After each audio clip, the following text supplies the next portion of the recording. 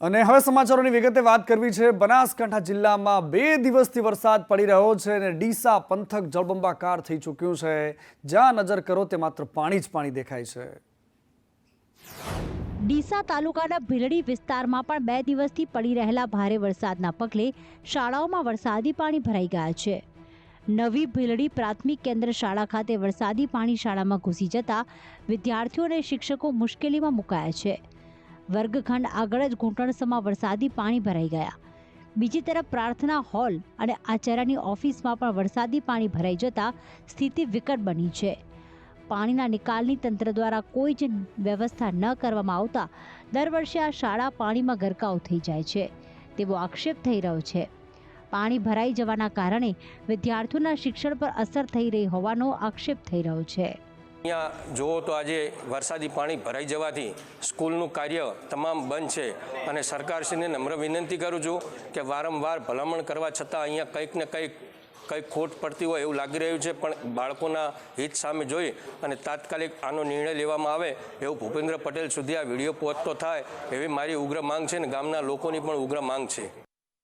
અને બનાસકાંઠાના ડીસામાં અનેક ગામડાઓ એવા છે કે જ્યાં ચારેકોર પાણી છે। લોકોના ઘરોમાં પાણી ઘૂસી ગયા છે। પારાવાર મુશ્કેલીનો સામનો કરી રહ્યા છે લોકો। ડીસાના દામા, શેરપુરા, કંસારી ગામે એટલું પાણી ભરાયું છે કે લોકોના ઘરોમાં પાણી ભરાઈ ગયા છે। ક્યાં ઘૂંટણ સમા તો ક્યાં કેળ સમા પાણીમાં લોકો જીવન નિર્વાહ કરવા મજબૂર બન્યા છે। પાણી તો કેડે હમ સાહેબ હાલ ભાવ ઘરમાં પડ્યું છે, કશું લેવા અમે રહે જ નહીં, કોઈ ચીજ જ નહીં લીધી, કોઈ આમ કશું મરસું મેઠું છે જ નહીં, ખાવા પીવાનું કશું નહીં લઈ ગયું। કેટલા ગરમ પાણી વળી ગયા? પાણી તો 20-25 ગરમ તો પાણી છે જ મારા ગળા સુધી। તમે દેખો મારું ઘર, મારે પાણી પડ્યું જ છે। અમારે હાલ 20 ગરમ તો પાણી પેક જ છે। અમે નીકળે જઈએ બહાર, બીજું બધું અમારું ઘર ખાટલો બીજો સામાન બીજો બધો મોય અંદર જ પડ્યો ના। ગામ અમારા રામપુરામાં એટલું પાણી વળ્યું સાહેબ કે કોઈ હદ નહીં। અમારા કેડે બરોબર પાણી સડી ગયું છે ને અમારે હવે કોઈ જીવવાનો અધિકાર નહીં રહ્યો, એટલું પાણી વળી ગયું સાહેબ કે કેડે બરોબર છે। અમારા છોકરા નાના બાળક આપણે ભૂસ્યા રોડ પર પડે છે સાપરાવાળી ને સાહેબ અમારા કેડી બરોબર પાણી છે ને હવે કોઈ અંદર પાણી જતું રહે એમ છે ઘરમાં। બનાસકાંઠામાં ભારે મેઘખાંગા થયા હોય તેવી પરિસ્થિતિનું નિર્માણ થયું। આ તરફ દાંતા વિસ્તારમાં પણ સ્થાનિક લોકો નદીમાં જીવના જોખમે મુસાફરી કરી રહ્યા છે, નદીને પાર કરી રહ્યા છે। બનાસકાંઠામાં ભારે વરસાદ વરસી રહ્યો છે ત્યારે દાંતામાં તો સમસ્યાનો પાર જ નથી। દાંતા તાલુકામાં જો નાનકડા ભૂલકાઓને શાળાએ જવું હોય તો ધસમસતી નદીનો પ્રવાહ પાર કરીને જવાની મજબૂરી છે। મંડારાવાસના 40થી વધુ બાળકો જીવના જોખમે નદી પાર કરે છે। સ્થાનિકોને પારાવાર હાલાકી ભોગવવી પડે છે। ભારે વરસાદ વચ્ચે નદીનો પ્રવાહ વધી જાય તો ગામનો સંપર્ક પણ કપાઈ જાય તેવી સ્થિતિ છે। ગામમાં કોઈ બીમાર પડે તો આરોગ્ય કેન્દ્ર પહોંચવું પણ મુશ્કેલ બની જાય છે। ગ્રામજનો દ્વારા તંત્રને ઘણી રજૂઆતો કરવામાં આવી છે, પરંતુ તંત્ર આંખ આડા કાન કરીને બેઠું છે। જો આવી પરિસ્થિતિમાં કોઈ અનિચ્છનીય ઘટના બને તો તેના માટે જવાબદાર કોણ તે સવાલ થઈ રહ્યો છે। જોકે હજુ પણ ભારે વરસાદની જ્યારે આગાહી કરવામાં આવી છે ત્યારે અહીં સ્થાનિક લોકો વધુ સાવધાન બન્યા છે। સ્થાનિકો કહી રહ્યા છે કે અહીંની સમસ્યા અંગે ધારાસભ્ય અને સાંસદ સુધી રજૂઆત કરવામાં આવી છે, પરંતુ પરિસ્થિતિ જૈસે થે જેવી જ છે। અને બનાસકાંઠાની સાથે સાથે પાટણમાં પણ જબરદસ્ત વરસાદ પડ્યો છે। સ્થાનિક નદીઓમાં નવા નીરની આવક થઈ છે અને આના કારણે ખેડૂતોમાં ખુશી છે, પરંતુ શહેરી વિસ્તારોમાં લોકોને પરેશાની પણ છે। પાટણની સરસ્વતી નદીમાં નવા નીરની આવક થઈ છે। ઉપરવાસમાં ભારે વરસાદને કારણે આ નદીમાં પાણીની આવક થતા નદી કિનારે વસતા 23 ગામોના ખેડૂતોને તેનાથી લાભ થશે। બનાસકાંઠાની નદીના નીર સરસ્વતી નદીમાં આવ્યા છે। પાટણની સરસ્વતી નદી હોય તેમાં નવા નીર આવ્યા છે। સ્વાભાવિક રીતે આપ મારા પાછળના દ્રશ્યો જે છે પાટણની સરસ્વતી નદીના અંદર કે જે રીતના ગત રોજ ગુજરાત રાજ્યના અંદર 4 સિસ્ટમ સક્રિય થઈ હતી અને ભારેથી અતિ ભારે વરસાદ સમગ્ર ગુજરાતના અંદર જોવા મળ્યો હતો। જ્યાં આગળ વાત કરવામાં આવે તો પાટણ જિલ્લાના અંદર જે 8 થી 9 ઇંચ જેટલો વરસાદ સિદ્ધપુર તાલુકાના અંદર ખાબક્યો હતો, તો ઉપરવાસમાં પણ અતિ ભારે વરસાદ પણ જોવા મળ્યો હતો। સ્વાભાવિક રીતે જો વાત કરવામાં આવે તો સિદ્ધપુરની જે કુંવારિકા નદી છે તેની સાથે સાથે પાટણની સરસ્વતી નદીના બેરેક પણ અંદર ભરાયા હોય તેવા અત્યારે દ્રશ્યો સામે આવ્યા છે। અને આ તરફ અમદાવાદમાં પણ ગઈકાલે મેઘરાજાએ જમાવટ કરી છે. કઠવાડા અને જીઆઈડીસી વિસ્તારમાં લોકોની હાલત કફોડી બની ગઈ છે. અહીં પાણી ભરાઈ ગયા છે, વાહન વ્યવહાર ખોરવાઈ ચૂક્યો છે, જીઆઈડીસીની હાલત ખરાબ છે. અમદાવાદમાં વરસેલા ધોધમાર વરસાદને પગલે અનેક વિસ્તારો જળ તરબોળ થયા. ગરમીથી આંશિક રાહત જરૂર મળી, પરંતુ આ વરસાદ અમદાવાદના અનેક વિસ્તારોમાં કહેર બનીને વરસ્યો. તેમાંનો એક વિસ્તાર અમદાવાદનો જીઆઈડીસી વિસ્તાર છે કે જ્યાં પાણી ભરાઈ જવાથી સ્થાનિકોને અને વેપારીઓને ભારે હાલાકીનો સામનો કરવાનો વારો આવ્યો. અહીં જીઆઈડીસીમાં પાણીના નિકાલની કોઈ જ વ્યવસ્થા ન હોવાને કારણે લોકોને ભારે હાલાકી વેઠવી પડી રહી છે. ચોમાસાની સિઝનમાં અહીં રોડ જોવો પણ મુશ્કેલ બને છે તેવું અહીંના સ્થાનિકોનું કહેવું છે. તેવામાં સ્થાનિકો આ સમસ્યાના સત્વરે ઉકેલની માંગ કરી રહ્યા છે. અને વરસાદી વાતાવરણ વચ્ચે મહેમદાબાદનું સુઢા વણસોલ ગામ છે જે સંપર્ક વિહોણું બન્યું છે. મહેમદાબાદનું સુઢા વણસોલ ગામ સંપર્ક વિહોણું થયું છે. રોડ પર કેડસમાં પાણી ભરાતા લોકોને હાલાકી ભોગવવાનો વારો આવ્યો છે. અહીં ગામમાં અવરજવર કરવા માટે એકમાત્ર સાધન ટ્રેક્ટર જ હોવાનું લોકોનું કહેવું છે. ગામમાં વર્ષોથી પાણી નિકાલનો પ્રશ્ન હલ નથી થઈ રહ્યો હોવાનો લોકો આરોપ લગાવી રહ્યા છે. અમારા જ્યારથી આ હાઈવે રોડ બન્યો છે ત્યારથી જ કયો highway? Baroda highway express highway બન્યો છે ત્યારથી અમને આ જ્યારથી બન્યો ત્યારથી જ મુશ્કેલી પડે છે. અમને અત્યારે શું પરિસ્થિતિ છે? અત્યારે એમાં શું છે નાળા બનાવ્યા છે પણ નાના બનાવ્યા છે એટલે પાણીનો નિકાલ થતો નથી. તકલીફ તો બહુ પડે છે કારણ કે પાણી ભરાઈ જાય એટલે આવર જવર સાધનની ઓછી થઈ જાય છે. બાઇક, મોટરસાઇકલ, ટ્રેક્ટરથી અમારે નીકળવું પડે છે. મોટરસાઇકલ એવું ચાલે એવું છે નહીં.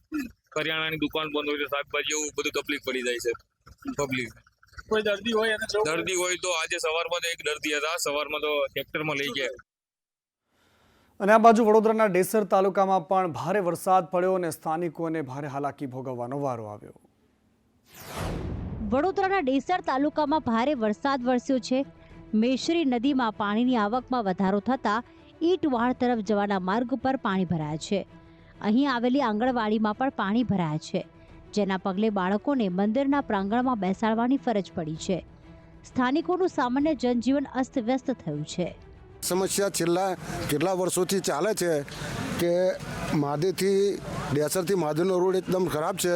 પાણીનો નિકાલ થતો નથી ને અહીંયા કુમારશાળા આવેલી છે, મહાદેવનગર કુમારશાળા, પછી બાલવાટિકા. મારો બજારમાં જવાનો રસ્તો છે જ્યાંથી કુમારશાળા જવાય. અહીંયા પ્રાથમિક શાળા છે બીજી અને આ છે આપણી આંગણવાડી, ત્યાં જવાનું હોય છોકરાઓને. અને આ સમસ્યા પાછલા ઘણા વર્ષોથી ચાલુ જ છે કે જે ચોમાસાનો ટાઈમ આવે એટલે આ રસ્તો બ્લોક થઈ જાય. અને અમદાવાદ પૂર્વના અનેક વિસ્તારોમાં આજે પણ પાણી ભરાયેલા છે. અમદાવાદના વટવાની સ્થિતિ અત્યંત દયનીય છે. અમદાવાદમાં મેઘરાજાએ જાણે કહેર વર્તાવ્યો છે. છેલ્લા 2 દિવસમાં એટલો વરસાદ વરસ્યો છે કે અમદાવાદ શહેરના અનેક વિસ્તારો જળ તરબોળ થઈ ગયા છે.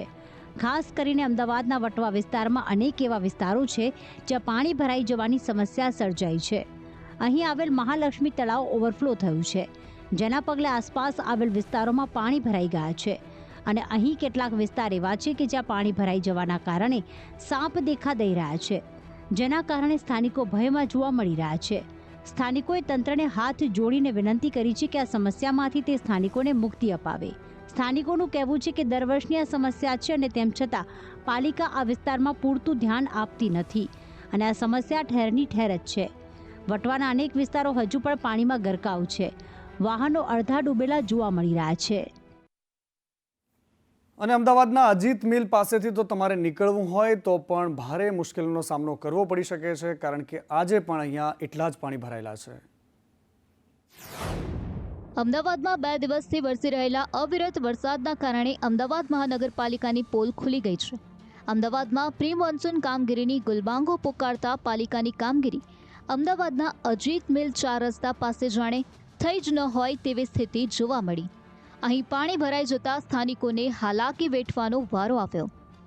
અમદાવાદ શહેરમાં વરસાદે તો વિરામ લીધો છે, પરંતુ અમદાવાદ શહેરના અનેક વિસ્તારોમાંથી પાણી ઓસરે નથી. આ દ્રશ્ય અમદાવાદ શહેરના સોમા ટેક્સટાઇલથી અજીત મિલ 4 રસ્તા તરફ જવાના રસ્તાના છે કે જ્યાં મુખ્ય રોડ ઉપર ઢીચણસમાં પાણી ભરાયા છે, જેના કારણે અનેક વાહન ચાલકોને હાલાકીનો સામનો કરવો પડી રહ્યો છે. અનેક વાહન ચાલકોના વાહન બગડી રહ્યા છે.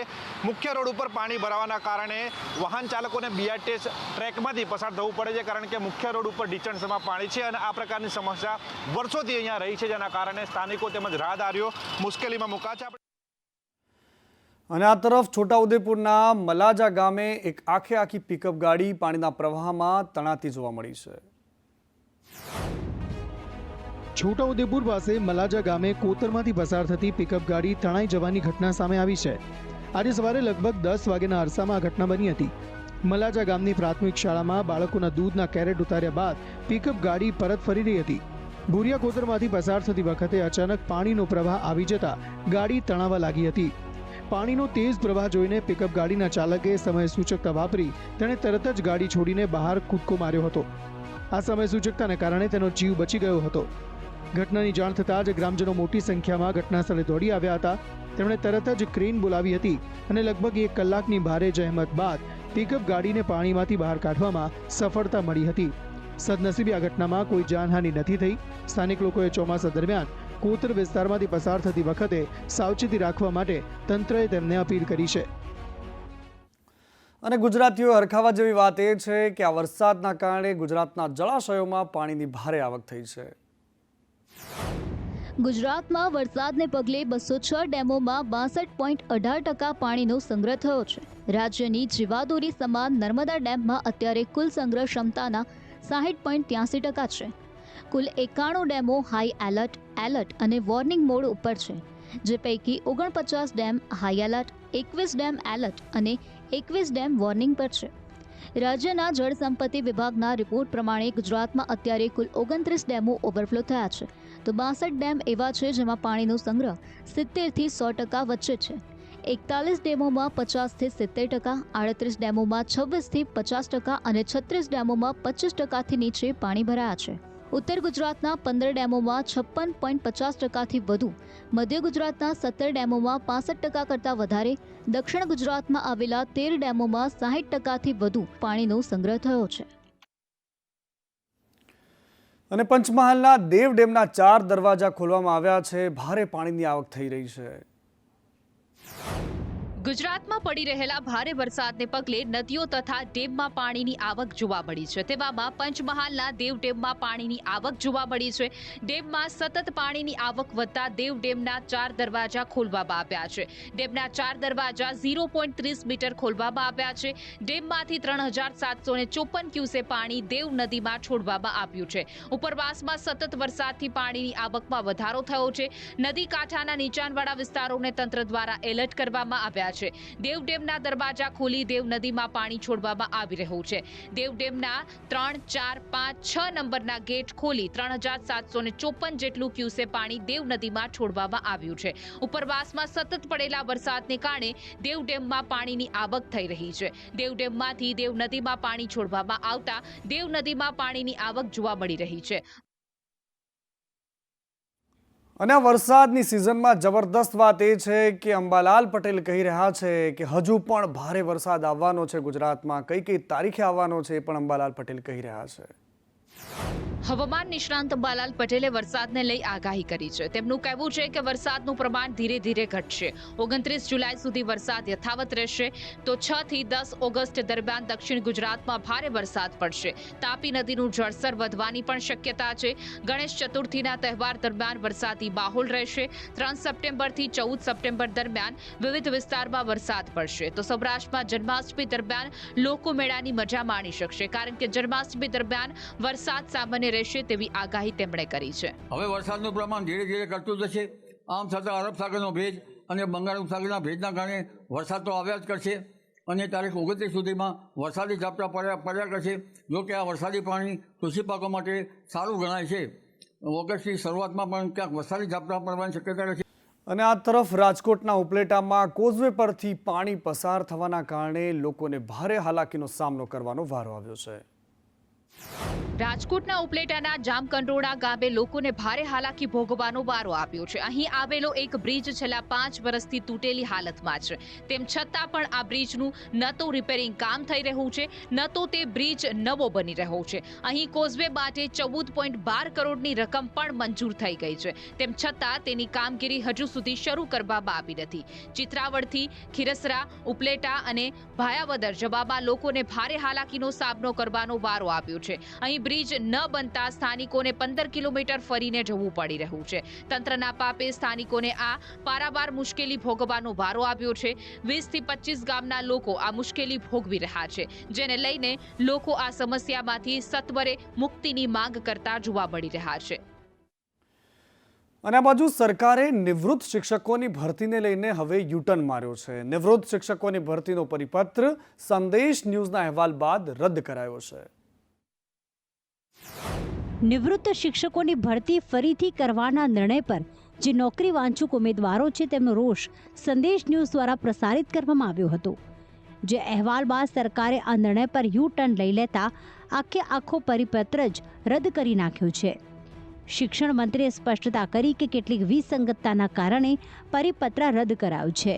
સ્પષ્ટતા કરવા માંગુ છું કે સરકારે જે શિક્ષકોની ભરતી જાહેરાત કરી હતી એમાંથી એક પણ શિક્ષકની ઓછી ભરતી કરવાની નથી, જેથી કરીને એ વિસંગતતા જેને કહી શકાય કે સમજવામાં પેલું હોય અને કોઈ વિવાદ ન થાય એ માટે સરકારે પરિપત્ર રદ કર્યો છે. જે ખરેખર લોકોના જે ઉમેદવારો હતા, શિક્ષક ઉમેદવારો યુવાનો હતા, એમના મનની અંદર એવું કંઈક ન જાય કે અમને કેન્સલ કરીને નિવૃત્ત શિક્ષકોને કાયમિક રાખશે. સરકારે જે જાહેરાત કરી છે એ ચોક્કસ પ્રકારે શિક્ષકોની ભરતી થશે. અને આ તરફ ભુજમાં એક ગામમાં સ્વતંત્ર શાળા નહીં મળવાના કારણે શાળામાં અભ્યાસ કરતા 150થી વધારે વિદ્યાર્થીઓએ સામૂહિક ડ્રોપઆઉટનો નિર્ણય લીધો.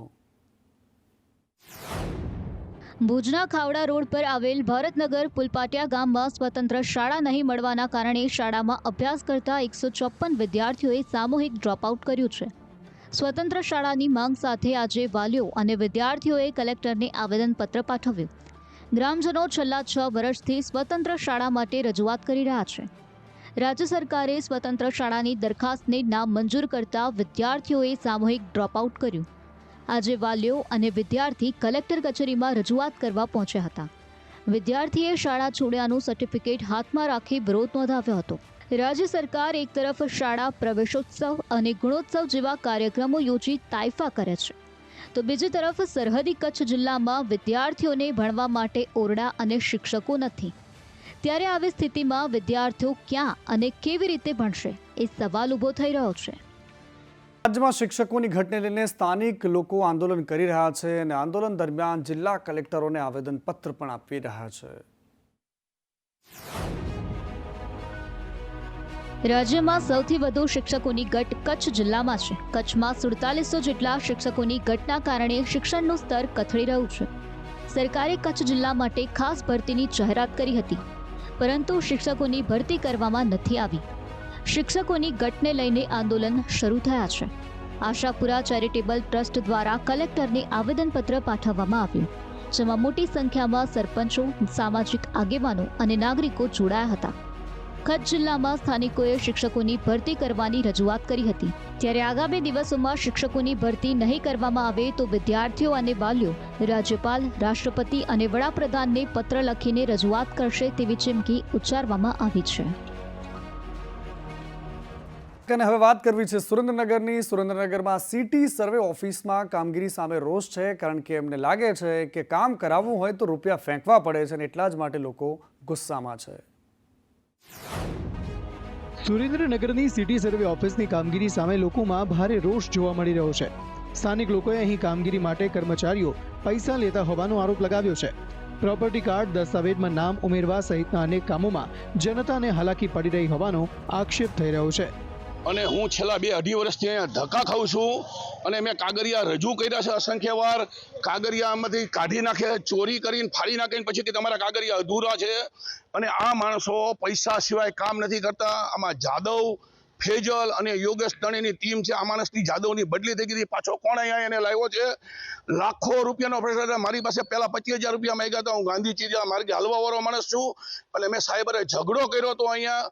પછી થોડા ટાઈમ પછી મારા 5 લાખ રૂપિયા મારી પાસે 300 વારના પ્લોટમાં માંગ્યા છે. વાયા પોતે સામે નથી આવતા.